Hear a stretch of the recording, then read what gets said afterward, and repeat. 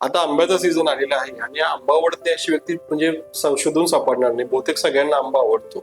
आंबा हा फळांचा राजा देखील आहे. हा आंबा जो असतो, आंबा म्हटलं की आपल्या डोळ्यासमोर येतो तो आंबरस. आणि अक्षय तृतीयेपासून आंबा खाण्याची आपली परंपरा चालत आलेली आहे, ते अतिशय योग्य आहे.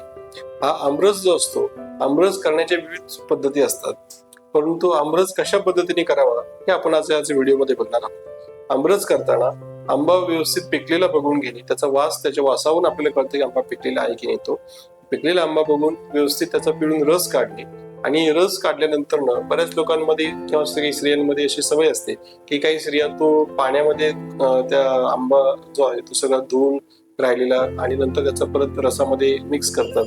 काही स्त्रिया दुधामध्ये तो धुवून तो रसामध्ये मिक्स करतात.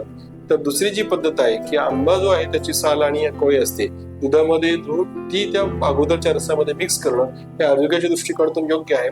फक्त त्याला असं असावं की आंबा हा गोड असावा.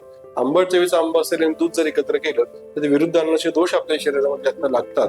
त्यामुळे गोड चवीचा आंबा असेल त्याच्यामध्ये दूध मिक्स करून जर आपण त्याचं जर रसाचं सेवन केलं तर आपल्याला आरोग्यासाठी फायदेशीर ठरतं. त्याच पद्धतीने या आमरसामध्ये थोडंसं सुंठीचा वापर नक्की करावा, कारण आंबा थोडा पचायला जड असतो, त्याच्यामुळे सुंठीमुळे आंबा पचायला आपल्याला हलका होतो आणि त्याचा सुपाच्य असा होतो. तो हा आमरस जो असतो, आंबा किंवा आमरस हा आपल्याला निसर्गाने ह्याच उन्हाळ्यामध्येच का निर्माण केलेला आहे, तर ह्या ऋतूंमध्ये शरीरातली ताकद निसर्ग खेचून घेत असतो सूर्याच्या तीव्र किरणांमुळे.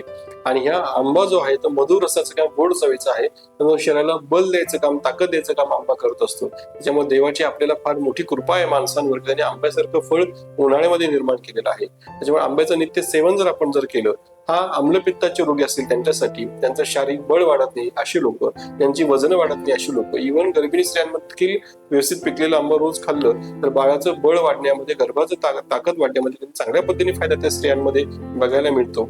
असा हा बहुउपयोगी असा आंबा आहे.